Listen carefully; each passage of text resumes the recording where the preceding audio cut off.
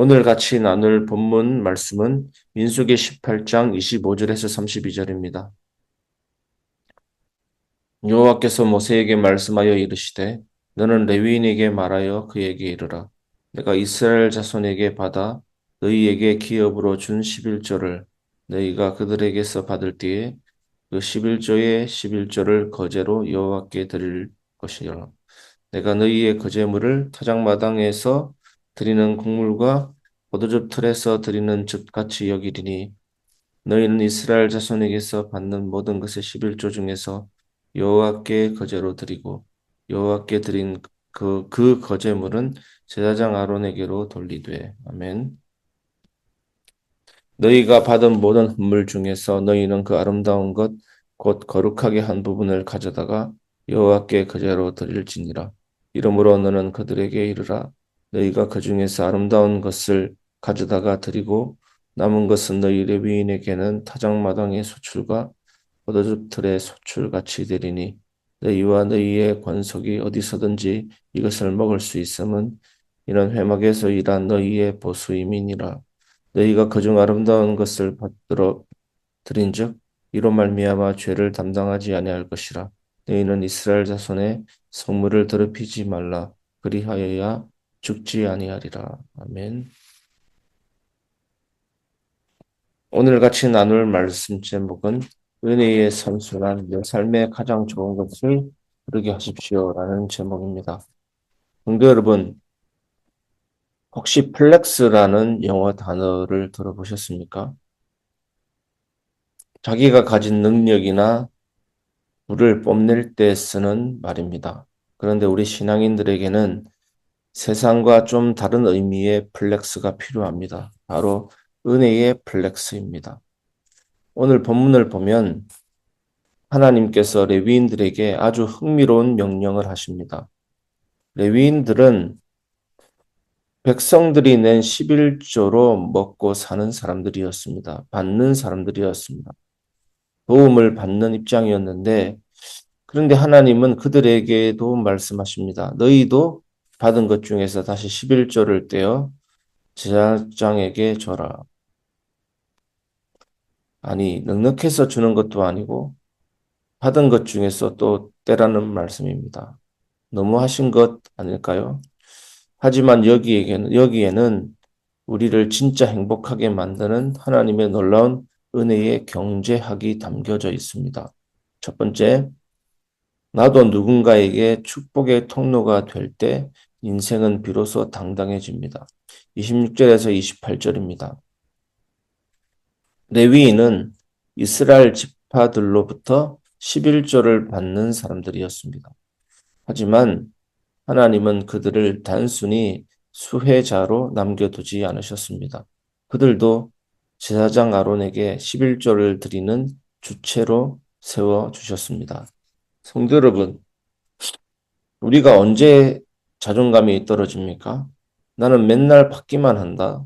나는 가진 게 없어서 줄 것이 없다라고 생각할 때입니다. 하지만 하나님은 아무리 적게 가진 사람이라도 줄 수 있는 존재로 존중해 주십니다. 너도 나를 위해 그리고 이웃을 위해 내어놓을 것이 있는 소중한 동력자다 라고 말씀하시는 겁니다. 내가 받은 은혜를 내 주머니에만 가둬두지 않고 누군가를 향해 흘려보낼 때 우리는 비로소 세상의 결핍에 휘둘리지 않는 당당한 하나님의 사람이 됩니다. 여러분, 경제를 주셨을 때는 어떤 사람이라도 막론하고 흘려보내는 존재로 경제를 주셨습니다. 경제가 흐르지 않을 때 썩게 되는 것입니다. 부자들이 내 것이라고만 쥐고 있을 때, 흘려보내지 않을 때 그 나라는 부익부 빈익빈, 가난에 허들기게 됩니다. 달란트도 마찬가지입니다. 달란트를 주셨을 때 내 주머니에 꼭꼭 채워 넣어라. 땅에 파묻어 두어라고 준 것이 아니고 활용하라. 너의 재능이 흐르게 하라. 하나님이 주신 것입니다. 교회 경제도 마찬가지입니다. 흘러야 되는 것입니다. 예수님은 하늘의 모든 영광을 다 가지신 분이었지만 우리를 위해 어떻게 했습니까? 자기 자신을 통째로 제물로 내어주셨습니다. 복음은 우리를 영적인 거지가 아니라 예수님께 받은 사랑을 다시 세상에 플렉스할 수 있는 영적 부자로 만듭니다. 우리는 없어서 못 주는 자가 아니라 주님께 받았기에 기꺼이 나누는 자입니다. 그래서 여러분 기도하십시오. 야고보서 1장 5절에서 6절. 후히 주시고 꾸짖지 않으시는 하나님 앞에 조금 더 의심하지 말고 기도하시기 바랍니다. 의심하는 자는 바람에 흔들리는 파도 물결 같다라고 말하고 있는 것입니다. 두 번째, 하나님은 우리의 가장 좋은 마음을 받기를 원하십니다. 29절에서 30절입니다.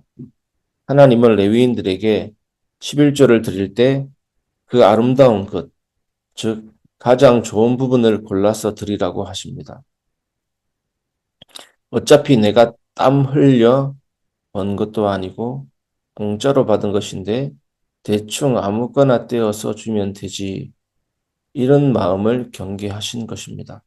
우리가 하나님께 시간이나 물질을 드릴 때 어떤 마음입니까? 혹시 쓰고 남은 짜투리 시간, 돈, 다 쓰고 남은 찌꺼기 금액을 드리고 있지는 않습니까? 하나님이 가장 좋은 것, 아름다운 것을 요구하시는 이유는 하나님이 욕심쟁이라서가 아닙니다. 우리의 우선순위를 확인하고 싶으신 것입니다. 하나님, 제 삶에서 당신이 1순위입니다. 그 고백이 담긴 것이 예물입니다. 헌신입니다. 하나님이 그 예물과 헌신을 파장마당의 풍성한 곡식처럼 귀하게 여겨주십니다. 누가복음 21장에 나오지 않습니까? 과부가 드린 2렙돈, 요즘 시가로 따지면 몇 원밖에 안 되는 아주 가치 없는 것이지만 이 과부의 전부를 드렸던 것입니다. 하지만 부자는 자기에게 있는 재물 아주 일부를 가치 없게 떼서 과부가 드린 돈보다 많이 드렸지만 예수님은 과부의 믿음을 칭찬한 것이 뭡니까? 전부를 드리면서 하나님이 나의 1순위입니다라는 예물과 헌금의 의미를 제대로 실천한 사람이기 때문입니다. 하나님은 우리에게 가장 좋은 것을 요구하시기 전에 먼저 가장 아름다운 분이신 독생자 예수 그리스도를 우리에게 주셨습니다. 찌꺼기를 주신 것이 아니라 자기 생명, 자기 모든 것을 주신 것입니다. 그 압도적인 사랑을 경험한 사람은 이제 하나님께 내 삶에 가장 좋은 것을 드리는 것이 아깝지 않게 됩니다. 그것은 의무가 아니라 사랑의 반응이기 때문입니다. 여러분, 11조의 의미가 뭡니까? 단순히 내가 받은 소득에서 10분의 1을 뗀다. 나머지는 내 것이다. 이겁니까? 아닙니다. 하나님, 돈은 아무것도 아닙니다. 하나님이 나의 모든 것입니다. 이것이 헌금의 의미입니다. 11조의 의미입니다. 세 번째, 드림의 원칙을 지키는 것이 나를 안전하게 지키는 길입니다. 31절에서 32절. 레위인이 11조의 11조를 드리고 나면 남은 것은 그들이 어디서든 자유롭게 먹을 수 있는 정당한 보수가 되었습니다. 하지만 이 순서를 어기면 그것은 성물을 더럽히는 죄가 되어 죽음에 이를 수 있다라고 경고하고 있습니다. 여러분, 현대사회에서 돈은 우리에게 사람들에게 신과 같습니다. 믿고 의지하는 것이 되었습니다. 그래서 물질 숭배, 재물 숭배, 만몬 숭배 사상, 이 현대사회 사람들을 지배하고 있습니다. 그 돈이 나를 지배하는 것입니다. 돈 때문에 죽고 돈 때문에 삽니다. 돈 때문에 죽이기도 하고 돈 때문에 자살하기도 합니다. 그런데 이 돈의 노예가 되지 않는 유일한 방법이 무엇인지 아십니까? 바로 내 소유의 일부를 떼어 하나님께 드림으로 내 인생의 주인은 돈이 아니라 하나님입니다. 라고 선포하는 것입니다. 이 선을 지킬 때 나머지 물질은 우리를 살리는 축복이 되지만 이 선을 넘어서면 물질이 우리 영혼을 갉아먹는 독이 됩니다. 하나님께 드리는 훈련은 결국 우리를 탐욕으로부터 안전하게 보호하시려는 하나님의 사랑, 하나님의 배려입니다. 생계를 위해서 돈을 벌지만 나중에 돈이 사람을 지배하고 나중에 돈을 섬기는 사람이 되는 것입니다. 율법은 순종하지 않으면 죽는다라고 말하지만 복음은 예수님이 우리 대신 죽으심으로 우리가 살았다라고 말합니다. 이제 우리가 하나님 앞에 구별하여 드리는 삶을 사는 이유는 벌받을까 두려워서가 아닙니다. 이미 예수 안에서 모든 정죄함이 사라졌기 때문입니다. 이제는 거룩한 백성답게 살고 싶어지는 자발적인 순종입니다. 나는 하나님의 자녀다. 예수님의 피가 나를 구원했다. 에서 삶이 나오는 겁니다. 주님은 이 순종을 통해 우리 삶의 모든 영역을 거룩하게 지켜주십니다. 말씀을 마무리하겠습니다. 은혜는 머물러 있지 않고 흐를 때 아름답습니다. 성도 여러분, 오늘 말씀은 레위인이라는 받는 자들조차 드리는 자로 초청하시는 하나님의 세심한 초대장입니다. 우리들의 삶이 때로는 팍팍하다라고 생각될 수 있지 않겠습니까? 줄 것이 없다라고 느껴질 수도 있지 않겠습니까? 하지만 기억하십시오. 하나님은 우리들을 통해 일하고 싶어 하십니다.